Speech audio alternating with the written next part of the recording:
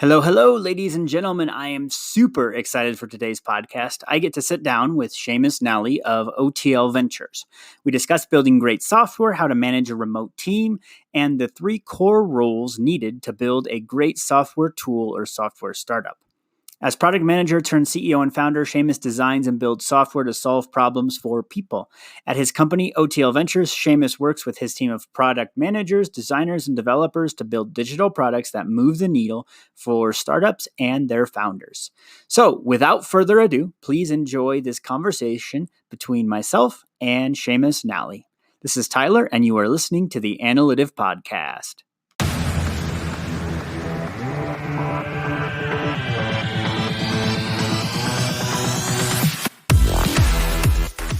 Cool. Well, Seamus, thanks for coming on the podcast today. I'm super excited to talk to you.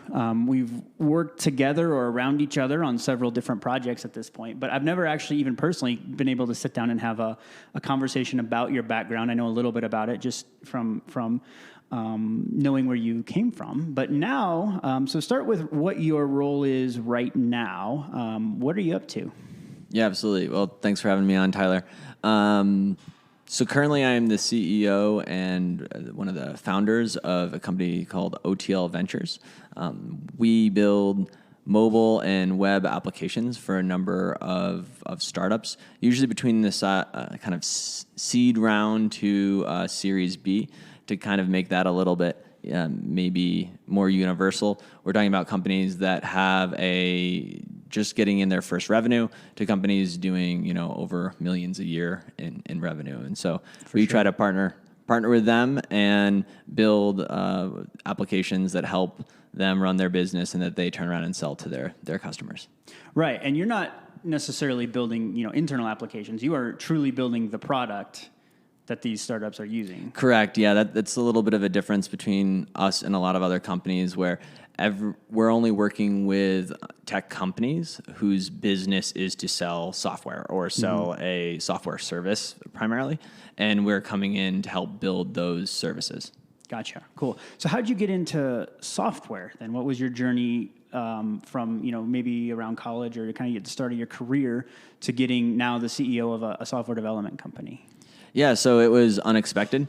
I started in college, and went through college and got a teaching degree. I really thought I wanted to become a teacher and then quickly realized once I was in the profession that I was a little bit too competitive for teaching, both from a peer standpoint as well as just the way teachers get compensated. I wanted something that was a little bit more aggressive, I guess.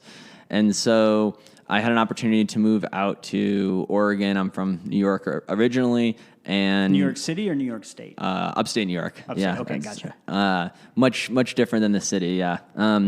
And I had an opportunity to move to Oregon and actually pursue distance running really seriously. So I was trying to qualify for Olympic trials for distance running. And while out there, I kind of became a marketing imp or gopher at a tech company.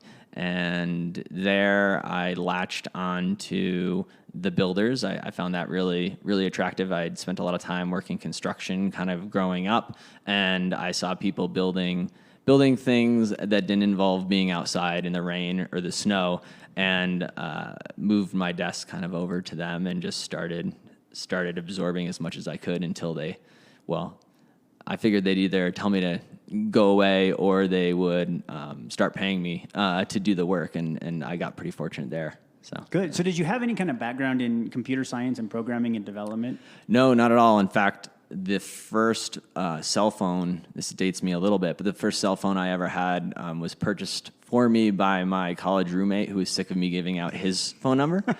And then the second one I ever had was actually at that tech company, and they asked me to start doing quality assurance and testing with it, and they handed me a smartphone. And so, no, I would say I was a bit of a Luddite actually before that moment. Yeah. So after you relocated your desk, then did they sort of embrace you, or did they chase you off?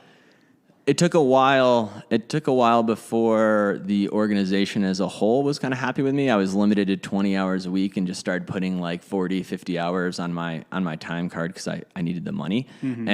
Fortunately, though, the product manager there, who I ended up sitting next to, started handing me little like testing tasks and handing me a lot of just little items that required a lot of attention to detail, which I don't think is necessarily a strength of mine, but no one else wanted to do it. And so that started to kind of carve out a space there. Yeah. And then where did you go from there then? So you build the trust. Yeah. So I started as I took on more and more tasks, I got a chance to start working with the software engineers as well as the designers there. And because the product was actually a fitness-minded product and I was pursuing distance running at the time, I got a chance to be the target user, which was really helpful, and start actually making suggestions from a design and functionality standpoint, which was incredible. And I think it definitely helped me along a lot. And it got to the point where I was working so often that they kind of had a decision to make. They could either, slap my hand or bring me on full time. And so they brought me in full time as kind of a junior product manager and gave me a product there to start trying to run and a couple engineers to work with, which was pretty incredible. And then the company went through some massive layoffs, which was a disaster for a lot of people. But for me, it opened up an opportunity where I actually got laid off, and then they hired me back 3 weeks later, and it was a much smaller team, and which gave me an opportunity to just take on a lot more responsibility. Okay. And that really launched my career. So you get laid off, and then did you know they were going to hire you back? Oh, or no, did not you at just get a call that said, "Hey, we made a mistake," or we're restructuring, whatever that term is? Yeah, so I didn't know I would be going back at all, and I made a real big rookie mistake where they called me and we're like, well, thanks to the layoffs, the product manager you used to work under has gone and found a more stable job and is leaving the company. We'd love to have you come back. And knowing nothing and being like 23, I just accepted it for the same salary I was making previously to come back and run what ended up being like the whole business unit, which was a ridiculous idea, and I think a result of our management team largely being out of the office in Oregon that I was working with. So I don't think they realized how green I really was in my career. But yeah, for those 3 weeks before I got hired back, it was panic. I turned in. I didn't get a call back for Subway and a number of other like local restaurants that weren't even interested in hiring me, which was pretty. Wow. Yeah. Yeah, it was unfortunate. Yeah, but it worked out in your favor, obviously. Yeah. Thank goodness. Yeah. I would have hate to have been slinging sandwiches and missed the call to get back into software. Okay, so you sort of went from junior project manager to like literally running the entire product there. Yeah, so I was running the product, and we went from a business unit of about 40 people down to, I think there's 9 of us. Okay. So it really consolidated things. So I got a chance to do sales in that position. I was doing a lot of support as well, helping actually with marketing and to figure out how to attract new customers, as well as just managing the development process. So it was a ton of fun, and that product itself, we ended up completely pivoting it and building up a product that we ended up pitching to Nike and some other really large companies to try to acquire us. So it gave me a whole breadth of experience that I certainly would have had in probably no other situation. Yeah, I mean, that's a lot of valuable experience as a 23, 24-year-old, especially wild. Not taking the risk of starting your own company. You get to, like, you were in charge of it, but you didn't have necessarily all the personal risk at that point. Yeah, and I got a chance to sit next to, like, my desk was now next to the CFO's desk, and so I got to learn a lot from them, and I got to learn a lot from other business units that were in different industries that were still kind of functioning at the same time as well. And I could have never, I think, intentionally got into that situation. It really just fell into my lap. Yeah, that's fantastic. So is this your 9-person team then? Was it part of a bigger organization? It was. The whole organization went through some pretty deep cuts. It was your stereotypical startup story, kind of. And they had raised right before let's see, this was right before the 2008, 2009. They'd raised about $50 million. By 2010, while I was there, we were down to about 10 million left without enough revenue. And so they made deep cuts. The business unit I was in, because it was the most fringe, I would say, took the heaviest losses. And so, which was it was pretty awesome in retrospect. I mean, thank goodness it happened. So, yeah. Yeah, it's amazing how sometimes the big challenges open up the big opportunities, and like you look at a layoff and it's not a great thing almost always, but for you and for probably some of your team as well, it turned into an amazing opportunity. Yeah. And I saw too that one thing that was really awesome is just everyone that got laid off went on to better opportunities too. And so it ended up just being a catalyst for a lot of us to like take the next step in our career. For me, it was start a career. For other more senior people, it was, the next step in their career. Sure. And so you said you were trying to sell. Did you end up selling that company then, or that product? We didn't. After pitching it to a number of companies, I had the opportunity to go join some of those teams and work on similar products they had. But at the end of the day, they ended up shutting down the entire business unit. We kind of moved all of our accounts off the product, and I actually moved them to a competitor's product and then went and joined that team. Oh, cool. So, which was another small startup. I was the 8th member and the first product manager there, and really got to like relive that entire cycle again, going from first product manager to through acquisition and merger, and eventually, we were a 150 person company operating as an independent subsidiary of Lifetime Fitness, which was their private company now. They're public at the time, so it brought on its own learning experience. Yeah, public companies there's a lot of unique challenges that come with that. Yeah. Oftentimes very short-term, quarterly focused. Plus, all the what can you say, can't you say, like insider trading rules and. Yeah, it was wild. We were fortunate that we ran primarily independent, and we were such a small line on their P&L that from quarter to quarter we didn't matter. Other things they were doing certainly mattered. But what it did give me an opportunity to see, like, what is it like when you bring together, we merged when we were kind of acquired with another company they had acquired as well. And then we acquired a company ourselves. So I got to see what it's like to join multiple founding teams together and really, really smash together different product offerings and go through that roller coaster, which was a ton of fun. And much like the previous organization, when you grow really fast, it opens opportunities and you kind of get to insert yourself and prove your value. So then how did you go from, working on all these startup teams then to wanting to be an entrepreneur, to start your own company? Yeah, I ended up things got a little bit stale for me. Eventually we were about 150 team members. I was the COO, which brought on a whole bunch of new experiences, but it really took me away from the product. And at its root, I really just enjoy building. And so I started looking for other opportunities to do that. I went through an accelerator actually with a startup that I was at for 9 months. And then from that standpoint, I was looking around at the ecosystem here in Colorado and saw that there's a lot of companies, a lot of tech companies that were without builders. They were without engineers, designers.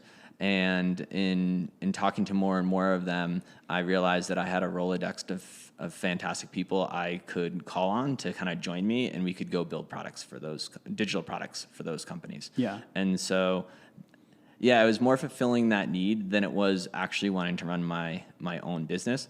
I would say day in and day out, I love what I do. Probably the last reason I do it is so that I can run my own business, though. That's not wildly high on my priority list because it's the building aspect to me that's most fun. Yeah, of being involved in the product.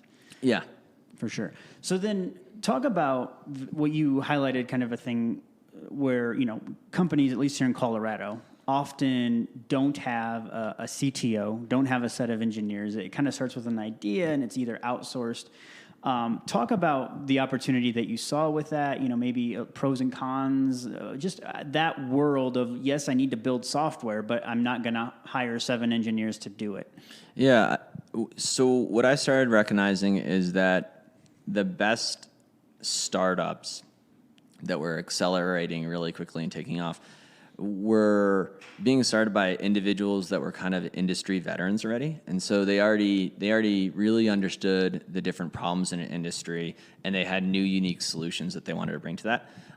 One of the nice side effects too, at least from the people I was coming in contact with, was they already knew how to sell that product. They already had an existing channel that they knew they could push that product or service down, and so what they were often doing as kind of a first step is just finding a single engineer.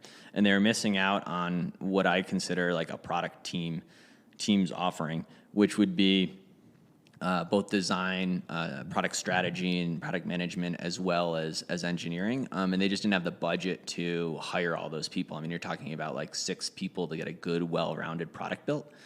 And in recognizing that, I said, I bet I could pull together little product pods, with little product teams that would work in these companies, and because we'd only have to be doing it maybe 20 hours a week or something like that, we could give them the full product team experience without having to carry the salaries of 6 people. Sure. So yeah, that's kind of what I was recognizing. Now, there's a number of companies that are started by technical individuals, engineers, and so they usually have a different problem, right? They need to go out and find marketing and sales and stuff like that. So I'm not very helpful in that position. Sure. Well, I think it's interesting because so many, if you talk to investors in the startup world, so many of them are really focused on, you need a CTO, especially if you're in kind of tech product. And I think what's neat is you a little bit turned that on its head and said, well, yeah, I mean, it's helpful, but unless it's like ultra technical, right? The benefit you can bring is not just a CTO, but looking at the whole product experience and how the software, integrates. And so then talking about that, a team, right? You kind of listed the 3 areas, and maybe there's more, but when you think about putting a team together to build a product, what are the core members of that team or core roles in that team? And then, how should a startup think about filling those roles? Yeah. So I think roles is a really good term to use because every now and then you have people that can operate cross-functionally. What we attempt to do is we bring product management, which is largely there to help run the development process itself, as well as aid in user research and more broader strategy, business model development and stuff like that. Then we have product design, and in product design, there's really 2 disciplines. One is user interface design, which is what you see. The other is user experience, which is what are the different interactions and how is the user extracting value from it. Can you talk about those real quick? Can you go a little deeper? Because I don't even understand this. So, UI, UX, I've heard them used completely interchangeably. Yes. So what's the difference? So UI think of as purely visual. So what are the patterns and the layout on the page to make it relatively functional, I guess I would say. User experience is more like charting out the path or the journey a user takes as they interact with an entire application, right? So where do they start? What do they do next? How do they get there, right? What button do they click to get there, How does their experience change? Are they saving something? Are they editing something? What are the different steps? So that's more what user experience is. Usually a UX designer will spend a lot of their time not in a tool like Sketch or Illustrator or Photoshop.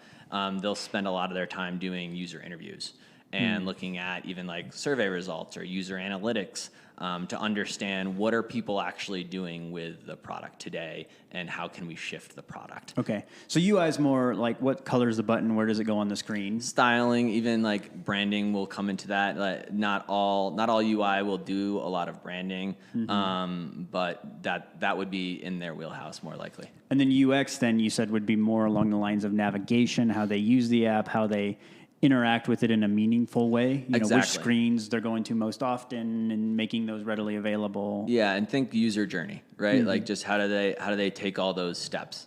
So. Yeah, I think that's really interesting because in marketing, I mean, I talk a lot about the user journey to becoming a customer. Yeah. And in a way, what we're doing is effectively UX design, but we're not doing it within a product. We're doing it within, ads. We're doing it within a website, within an email campaign. So we're using everyone else's product. But ideally, if we're successful, we're building out effectively a user experience where they go from not knowing anything about a brand to like becoming a customer. Yeah, very And I think much it's so. really interesting when you think about, because I describe it as a journey, Yeah. like whenever I'm pitching clients or talking to clients. Yep. So I think that's real interesting. Well, and I would also say what I've started stealing from the marketing world is we now look at products and break them into a series of funnels. And so you guys have very clear marketing funnels. Mm-hmm. It's when you start looking through a lens of what are the funnels within a product, meaning where are we trying to move someone along a journey, right?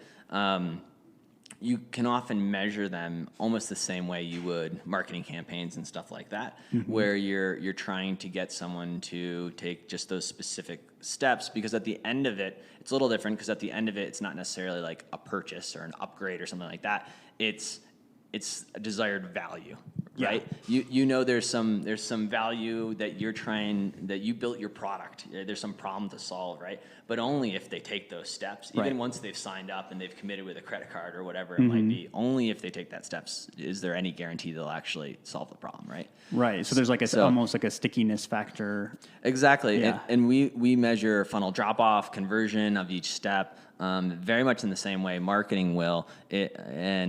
And in a lot of cases, what we try to do is we try to break a product experience up into a whole bunch of different funnels. Okay.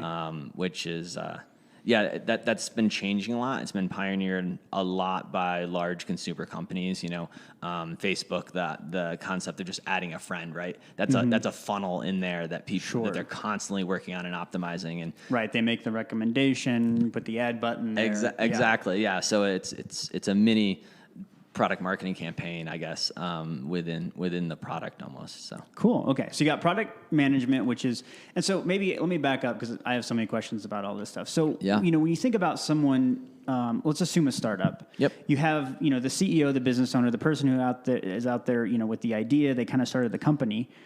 Is that how is a product manager different? Because it seems like a product manager often has a lot of the same roles of setting direction and purpose. Like, how do those two roles work together, especially in a small company where you only have a handful of people? Yeah, it's a good question. In a lot of cases, the head of product or product manager, the first person playing that role is the CEO or founder, especially if they don't have another very specific skill set, like they're an engineer themselves.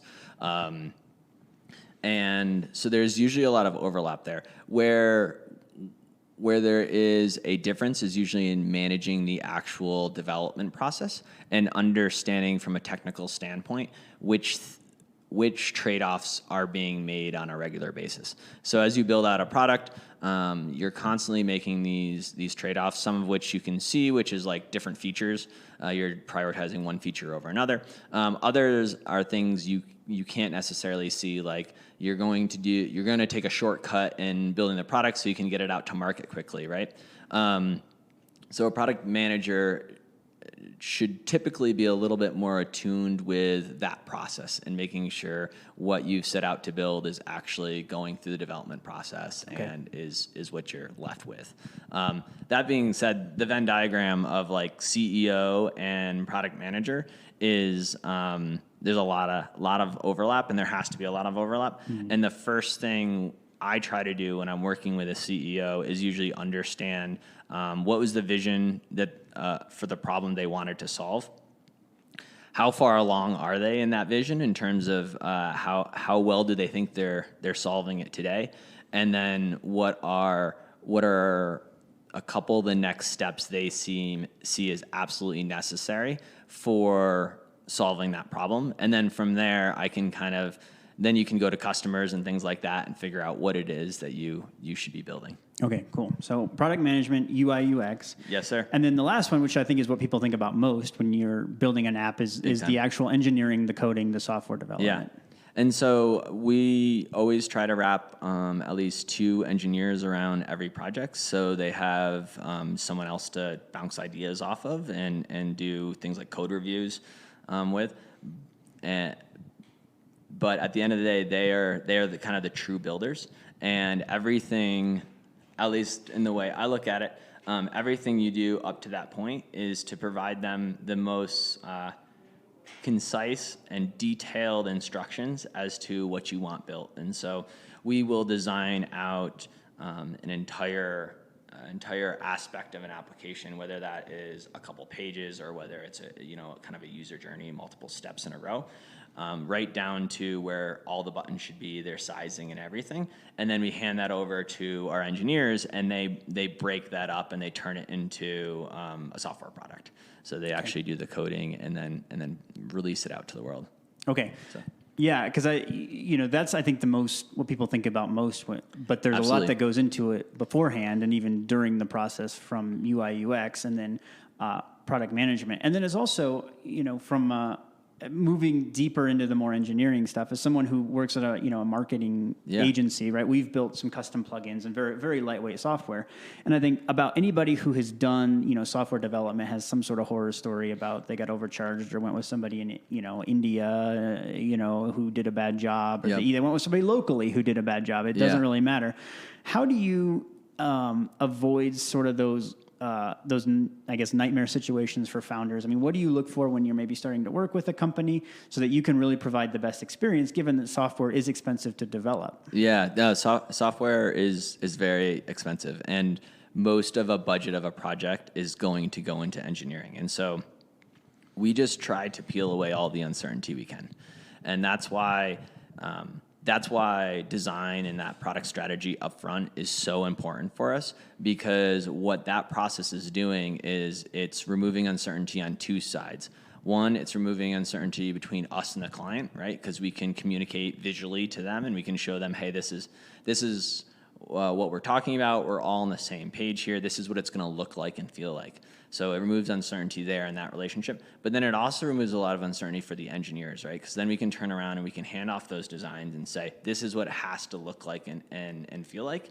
You don't have to worry about making all those minute decisions. And what usually happens is people will hire just an engineer, right? Or they'll hire even an engineering firm. And so they may get 3-4 engineers working there.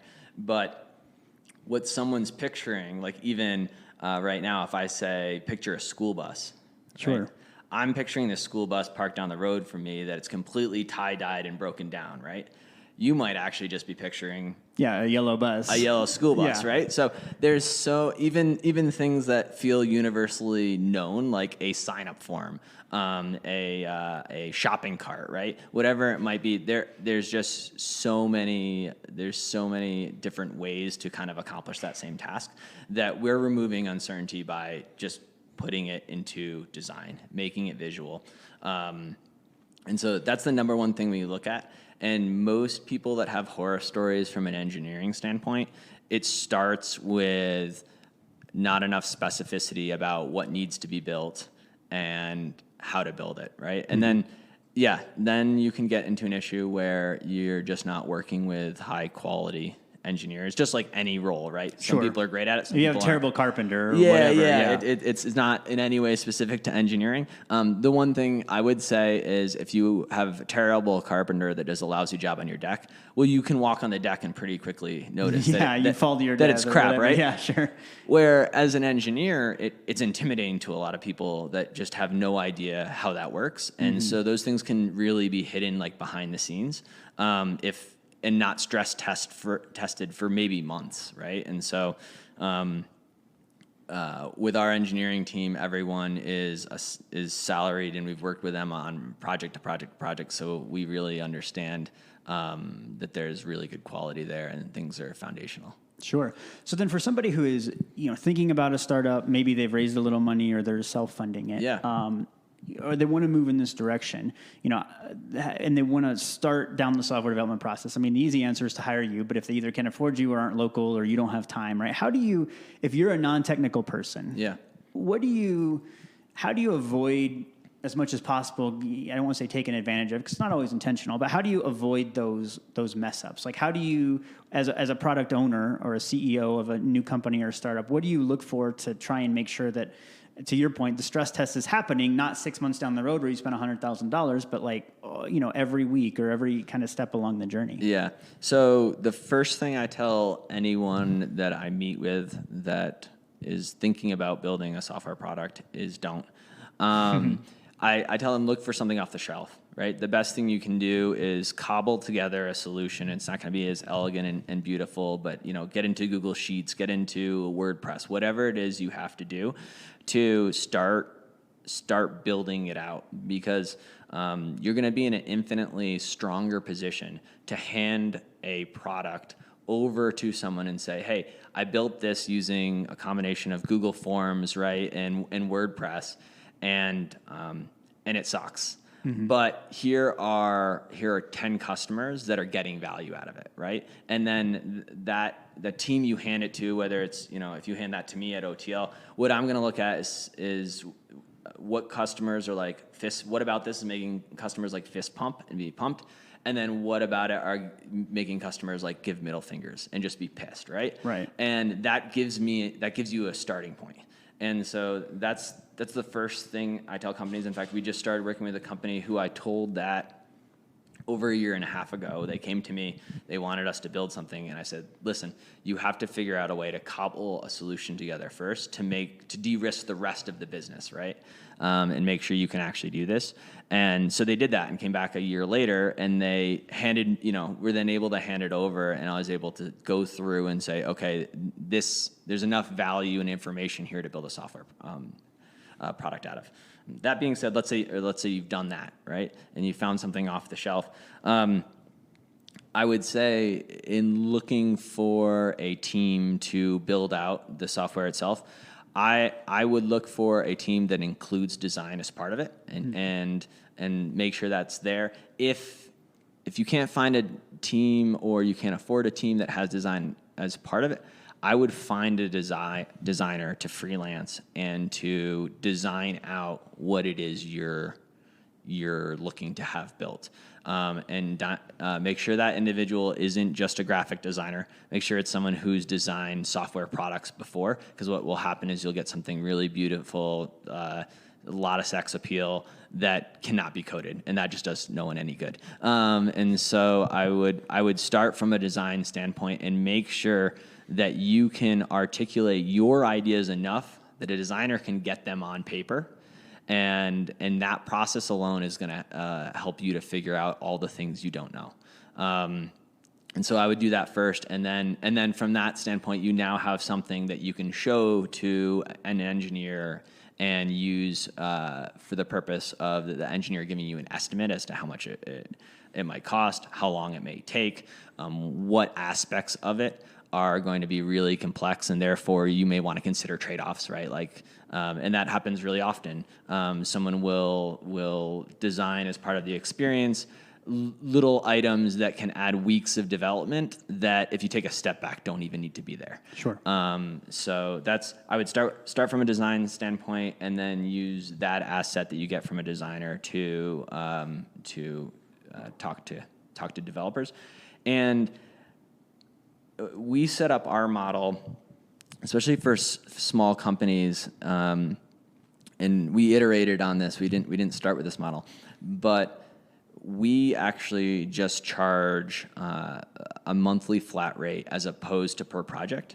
And the reason we do that is startups are changing a lot, and in almost every client we've had, they had engaged with an agency or a contractor before, and they had broken out the project, and let's say it was a $60,000 project, and so they got the $20,000 up front, right? Halfway through, there's another $20,000, and at completion, there's another $20,000.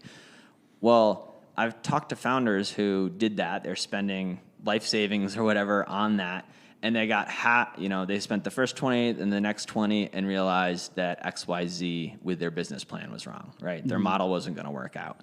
And so now all of a sudden you're in a situation where you have to decide to build something you know to be wrong, but is probably your cheapest way to get to a finished product, even if it's the wrong one, right? Or start from scratch. And so we've changed our entire model where So we're constantly iterating. We're showing progress every single week. And we're not locking a founder into a fixed project. Rather, we're locking them into a fixed budget, and then we work together to establish what we can concretely accomplish during that period of time. Okay. And then do you actually bill against that? Like, maybe a law firm would bill against a retainer, or is it more of I guess a little looser in that, like, okay, for let's just say $5,000 a month or whatever. Yeah. Here's the 4 or 5 major milestones or 2 major milestones that we want to hit this month. How do you kind of tackle that as a business owner? Yeah. So we will we bill against it like in a retainer fashion. It's a little different because we collect ours after the month, not before. So you actually get all your work first. Risky business practice on our part, but creates a lot of trust with with our customers. And usually at the end of the day, if they stiff us on a month, they're stuck with something that's not wildly useful. And so I think incentives are really aligned. We're constantly proving our value so that we get paid at the end of the month or every 2 weeks, and then they're also constantly getting an opportunity to kind of rethink whether or not they want to continue to engage with us. But what we look at is we look at that budget, and one of the freedoms that our clients give us is the ability to spend that budget any way we deem necessary. By that, I mean across whatever roles are necessary based on where we are in the project. So if we're just starting one, a lot of that budget will go to design hours and product strategy hours, where if we've got the design all figured out, right, it might go 90% to engineering and then some just to quality assurance and testing. And so they sign off on kind of giving us the freedom to bill against that budget any way we want.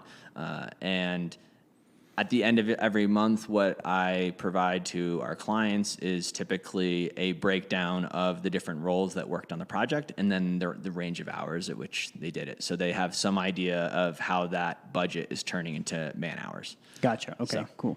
So you talked about a couple different, like we covered a lot there, which is really helpful. Yeah. So I think first thing was, and the buzzword is a minimum viable product, right? If you read Lean Startup, that's what they talk about. Which you talked about, build it in WordPress or Shopify, or one of the off-the-shelf tools. I mean, that we've done a lot of that where we're like, oh, we need an app that does X. Well, we can just, code a WordPress plugin in 10 hours that just, uses PHP and sits on the site and does what we need it to do. And you also talked about a design focus, and I like your point that not all designers are created equal, right? And having worked with a lot of designers, very talented ones, I'll readily admit to that. Some are great at print or banner ads, but when it comes to maybe UX, UI design, not their forte. Yeah. And from a design perspective, it's often frustrating for a business because the designer who does maybe your branding, right, and develops a logo for you or your business card and stuff like that, to then have to turn around and have a relationship with another kind of designer can be really frustrating, and people try to one size fits all. But what I've learned is that if you're designing something that's going to go into engineering, the more experience that designer has of designing things that were actually built, launched, and are used by individuals in the real world, right? It's worth every single penny because they're gonna help make sure that what they're designing is actually something you can build. Yeah. So. And I think, you play to people's strengths, like where they're naturally, I mean, there's clients that come to us and want certain types of marketing that we don't provide. And, over time, I used to take those kind of projects, and then it was not a good outcome. And then you just learn what you're good at. I'm sure same with you. And I think the other thing is, to use maybe, again, technical buzzwords. It sounds like what you're doing is maybe not true agile in like the strictest sense of it, but, waterfall developments where you sort of have, my understanding is where you have like a long-term plan. Yeah. And you say, okay, in 6 months, we're going to be here and it's going to have, features A, B, C, and D. What you're doing is much more agile, where you look at it and you say, oh, well, the business model changed, something changed in the company, a competitor released a product, something happened in the marketplace or in the product. Yeah. And then you're able to change, to pivot, right, to something where it's more helpful to the client versus like, well, you already paid, $30,000. Like you need our other 30 to finish, this product that's not going to have any value. And when you're launching, and I was speaking a little bit from a perspective of like a new client, and in my experience, you have no choice but to be able to design and plan out a first version of a product when you're starting from scratch. And then and that's kind of your macro cycle. Like this is what this product needs, whether you call it an MVP. Usually, as I said, we like to work with people who already have some sort of MVP, and really what we're creating is version like 1.0. It's something that can then be built on and foundational to move forward. When planning that out, it helps to do a lot of that planning. But then what we do is we cut up the pieces to that planning, and we use agile development practices to kind of go through it. And then when it comes to defining what V2 should be, usually we're not defining V2, we're defining V1.1, right? And that's where you really get agile, where every week we can add new functionality, or in some cases remove functionality that didn't provide the value we thought, and things become much more agile from that standpoint. Gotcha. So, and then if we can, let's chat about maybe your team as well. So you are primarily located here in Fort Collins, but you also have a bit of a remote team. Yes. So can you talk about managing a remote team? Like, where are they? What practices, tools do you use? Like, what have you learned going through that process? Yeah. So basically my whole career has always had some remote team members. I've worked in environments where literally everyone's remote, and then some where cross-functional groups, some are co-located and some are remote. What I've found in the way we've structured OTL is I found it very challenging when one or two members of a cross-functional group, so to use like one or two engineers, were co-located and the rest were remote, because then you can always communicate to them face to face, and everyone else misses out on things. And so what we've done with OTL is the product and design team are here in Colorado, and we're largely co-located, and then the whole engineering team is remote, because that forces us to communicate in the same way to each of them. And so we have worked with engineers that are in Belgrade, Serbia, in the Ukraine, and then we have engineers that we work with on and off here in the United States. But we've actually interviewed a couple here in Fort Collins, and I've decided not to hire them just because I don't want to break that seal of all of our engineering remote at the moment. So, because I've seen that too. I think it's if you are the one engineer or marketer or whoever, and you're the remote, there's camaraderie in the office. There's, oh, by the way, I talked to Bob, right? And he agrees with me that, this is what we need to, and you're not included in meaningful conversations. Yeah. You're getting a lot of things after the fact as well. Because we are entirely remote as well. And so that's one of the things that I've really tried to avoid is, we'll meet together maybe once, like some people here in town, but it'll be once a week. We're not meeting every day. We don't even really have a dedicated office space. But yeah, it keeps everyone on the same page and sort of on a bit of equal footing. And what I find is it makes me a better manager because it forces me to measure people on output, right? You can't just walk around and look at their screen like, are you working? Are you not working? It's really a question of, are you getting done what you need to get done? Plus then to document everything, right? Like put it in our project management tools and make sure that, like tasks are getting completed, that there's a workflow, that people know what they need to be doing versus coming up to me every hour or whatever, being like, hey, what's the next thing I need to do? We lay that out for the week or for the month. Yeah. And so I found that being remote actually forces me, I think, to be a better manager than I would otherwise be, because you have to do all that. Yeah, absolutely. And you also are much more intentional about what you're sharing. And that's something that takes people a little bit of getting used to, but then eventually becomes automatic where you have a meeting with a client and it's new information, and so a red flag goes off where it's like, okay, I now need to turn around and I need to communicate this in a way that everyone can have it, right? I can't say things just kind of like on a whim, and that's been really effective, and I think it's helped us to build a lot more disciplined products. The other thing too is each role within that product team requires different levels of focus and has different workflows. Like as a designer, the way that they're operating, or as a product manager, and the way that we're doing like user interviews and we're talking to people all the time is much different than how an engineer works. And so the fact that we are co-located, that's great because we can bring someone into the office and do a user interview, and there's no distraction at all to anyone else, in the office.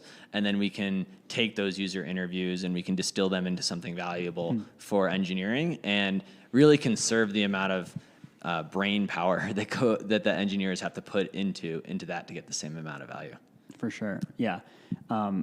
Yeah, I mean, there's certainly downsides to it, but so far I know for me, yeah, like you said, running a remote team has, I think, made us more efficient because people focus on the work, not on meetings. I've worked in some organizations where, you feel like all you do is go from meeting to meeting to meeting, and as probably a business owner, you do that. I do that from time to time. But even then, a lot of times it's on a phone call or a quick, check-in. Yes. Versus, a 3-hour team meeting, every day or every couple of days. You just get a lot more done. And when you're kind of from a business owner perspective, they're all meetings, hopefully, that you want to have, need to have, right? No one should be inflicting those on you.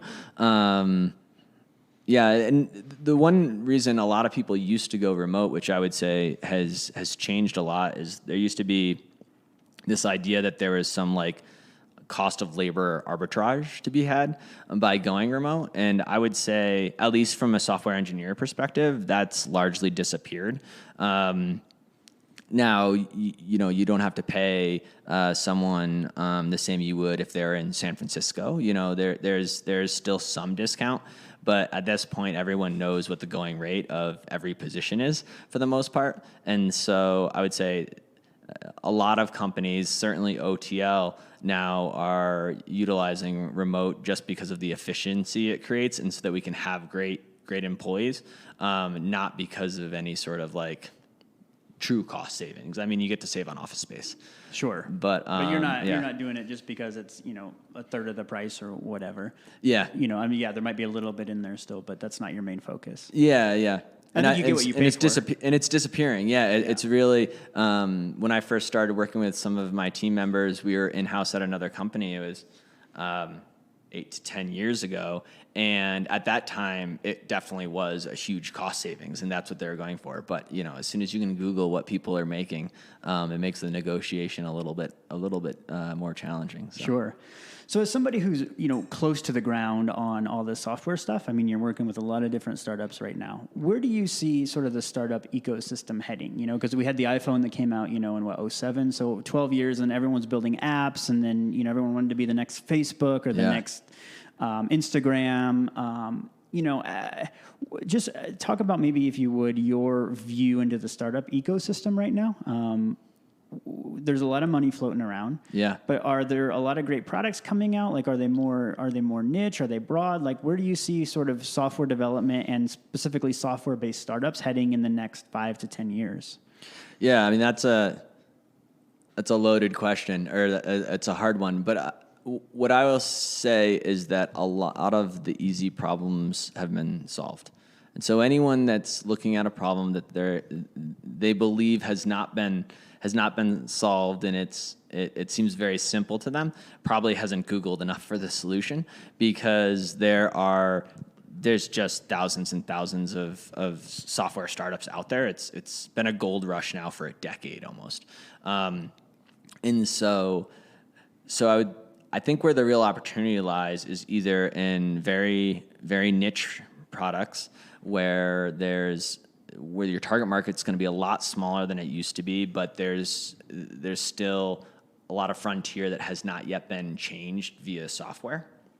And then I think there's a lot of opportunity in the hardest problems to solve, which are ones that are more in the real world. So an interesting stat I read recently was it's like 80% of people in the United States have a deskless job, right? So there's no desk that they come to work and sit down in, which means they're out and about in the real world doing things.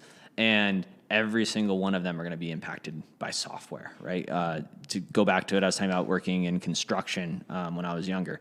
Like, software is moving into construction, but it's not deep in construction yet. It is for really large construction companies, but the 1 to 2 man teams out there, there's not a lot of software for. So I think there's really interesting opportunities that kind of live in bringing software into the real world, and connecting software and even hardware together. We look at something like construction. Well, if you're trying to do an entire construction project and there's only 2 of you, having something like level readings all around a construction site that you can see on your personal device and know what's off, what isn't off. Just little things like that, I think, are where there's going to continue to be opportunity.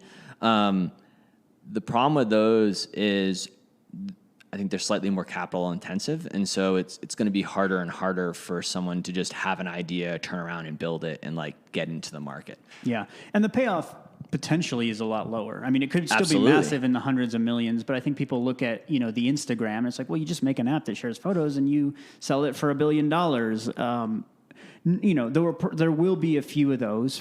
Not moving forward. There will be a next whatever Instagram, but it's going to be less. It's going to be different, and there's so many startups that are vying for that spot that it's ultra competitive, and it's sort of a winner take all. Yeah, and what most people miss is there used to be, I think, a little bit more of a culture of acquisition, right? So Facebook bought Instagram, but Facebook didn't need to buy Snapchat to rip off Snapchat stories, right? Which is now one of Instagram's biggest features. It's a Facebook feature too, right? So what people, I think, fail to recognize is that a lot of these large tech companies have the skill set so superior to anything they can necessarily build on their own, so that if you're even in their wheelhouse, they don't need to buy you, they can build you. And right, they can put 2 engineers on it. Yeah, they can build you in weeks sometimes. Yeah. And so I think going in the shadows, and that's one thing we look at when we're taking on new projects, is what about this project is really unsexy? Because I truly believe the majority of the opportunity out there is just in the unsexy problems, because really, really smart people have probably years ahead of anyone at solving the sexy problems. For sure. For sure. Cool. So then, bringing it back sort of to OTL, I mean, what's your vision for the company in the future? You're probably what? I don't want to misspeak. 10 people now, something right around there? So 9. Okay. And so for us, we're actually starting to work on a couple of our own little products. And a big goal of ours is to be working on things internally, so that we're not utilizing kind of an agency model forever. Mm-hmm. It was an interesting place to be in when I started OTL, which is I had companies that wanted to hire us. I had amazing relationships of really talented people that I knew would join the team. If at that point I had a product idea, I probably instead would have raised money and built it. And so our goal has always been be able to experiment and kind of create a product lab ourselves. And so we are continuing to work with a lot of clients and are very committed to helping their business kind of reach the next level. But we're doing a better and better job at carving out a little space to work on a little thing, some little things of our own. Cool. Some unsexy products? Some very unsexy products, yeah, which I love. Yeah. So then if I'm going chronologically a bit out of order. So when you started OTL, what was your team? I mean, how many did you start with? Because you look at now you're 9, you're serving a bunch of different clients. What did you take to get off the ground, especially given we talked about those 3 roles being super important? How did you build that? Yeah, so I started with 3 of us. Myself, a product designer who was just part-time and who came on as a partner and is now full-time, and then as with an engineer. And so once again, I wanted to start with that concept of the product team. And so started with that, took on our first project, then took on a second project and brought on another engineer. And then it got to the point where I couldn't be the only product manager. And so we brought on another product manager and kind of grew out from there to the point now where we have 5 engineers and then 1 lead product designer. And then each of us product managers on the team do some design work ourselves as well. And then we started producing so much that we have a full-time QA role too. Oh, cool, yeah. Which is a role that can be a separate individual or is often played by the whoever the product manager is. So. And QA, from a software term, I mean, there's a lot of different, there's actually going through and clicking the buttons, but and I'm speaking a little bit out of my knowledge here, but there's some automated QA as well. Yes. How do you handle the QA process? Yeah, so our engineers are responsible for building automated tests. Where QA is very helpful is things from a front end or visual perspective, right? Did we mess up where things are located? Is the copy wrong on the site? And then once you've launched your first product, every time you do another release, you kind of go through and test everything all over again. And that process happens a lot. And the more code you're pushing, the more that process has to happen. And so where the automated tests are great to show like, oh, wow, sign up on the page used to work, and now it just doesn't work. Mm-hmm. It doesn't give you that finite detail necessarily of why it's not working. And then when what we also utilize QA for is kind of like tier 2 technical customer support, because you'll get a phone call or maybe a chat or an email from a customer who's having XYZ problem. And we use our QA resources to triage and investigate that problem on the front end so that we can provide a fix and make sure that we're testing for that fix on the back end and it doesn't happen again. So then how do you sort out, because obviously you guys it's not your product, it's not your company. Yeah. You're building someone else's product. How do you sort out, when somebody says, hey, I'm on a Android and the page loads weird and I can't push the button I need to push, that's pretty obvious, but I feel like some of it's just user error. So does the client then, do they handle their own customer service, and then anything kind of that level 2, they just send over to you guys? Yeah, so usually all the projects we're on have their own kind of ticketing or live chat system. And so we'll have access to that and we'll have them tag things. A lot of times, actually, your example on like user error, we'll have customer support tag things as confusing, right? And then we'll go in actually from a design perspective and look at those things that were confusing and say, okay, how could we redesign this? Mm-hmm. In the case there's something that we think is an actual bug, right, or something actually broken, usually customer support will then reach out to us so that we're not constantly on alert for catching all of those, or it would just be tough to focus throughout the day. Yeah, for sure. So, yeah. Cool. Well, Seamus, this has been really fun. Anything that I didn't ask that I should have asked about your background or what you're up to with software? No, I don't think so. It's... the things that we always tell customers that we're working with, I always ask how they are going to sell their product and how they're going to market their product, because if you can't do that, it just doesn't matter. It ends up being a waste of a lot of people's money. So I know the majority of your listeners are in the marketing world. I find that people that understand what building digital or real world products means and what that's like, the ones that are kind of worth anything will first ask how you're going to sell it, because that's the only way money's coming in. Yeah. So, yeah. And I've seen a transition too, again, when I was in, 5-6 years ago, right, coming out of college, I think the engineering role was super, super sexy. Yeah. It's like, if you just I think everyone saw Facebook and saw the social network and like, if you build it, they will come. Yeah, big time. And there was no marketing budget. There was no sales team, and again, once in a while that still happens. Like you can get lucky or, the right set of circumstances. But I think more and more, the focus is shifting away from just purely product. Mm-hmm. I think at least the smart people are understanding like, especially if it's a paid product and not a freemium, free, B2C app. that marketing and sales plays a big role, and that it actually should be baked into the product. If you're building a product, like how do people find this? Is it, through search engine optimization on the web, through search engine optimization in the App Store? Do you have an ads budget that you're going to put behind this? Is it a sales team? Is it cold calling? Is it content marketing? And asking those questions. And I think more and more people are starting to do that, which is, I find, extremely positive, because, I think it's baked into the user experience. It's an extension, right, and that's where kind of what you do and what I do. You have somebody who doesn't know anything about the brand to becomes a power user and accomplishes everything. You map all these little journeys together, but overall it becomes sort of one giant journey of them becoming a customer and then adopting the product into their lifestyle or their business. And it's, I think you're absolutely right. And one of the reasons that being an engineer was so advantageous is that there's still so many products to build, to help engineers build and to run the world of the internet, right? There's all these huge companies like Stripe and all these companies that were like tools for other engineers. And so engineers were the target user, right? But yeah, I think now that people have to sell to new industries, industry experts finally have a leg up, and for them to do their thing, they need to be able to market it. Right. They need to be able to market it and sell it.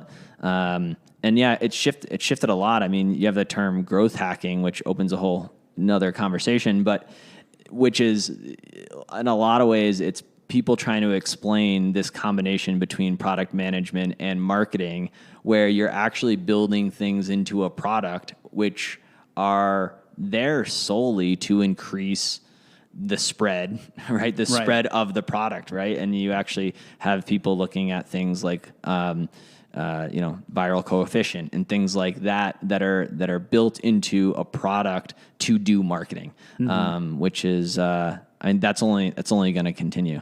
Hotmail with the original kind of like link, right? This was like growth hacking 101, but back in the day where they went in and, said, hey, if you want free email, Hotmail, and it was on the bottom, of every email. And that's how they, at one point were the dominant email provider. I still email people with Hotmail. Yeah. I did something the other day, almost everyone's Gmail now. So did someone had a Hotmail? Yeah. No. I'm like, it's still around, still kicking. So. Yeah, it's wild. And like other forms of marketing, as soon as someone does it, right, it's almost useless. Right? Because for a while, everyone was doing, that was everyone's approach, and now you just ignore everything besides after the last sentence, right? I haven't even read a signature anymore. Half the time it's hidden in Gmail or whatever. You got to click the period to unlock it. So well, Seamus, thanks a ton. I appreciate it. Thanks for coming on the podcast. It was fun. Thank you.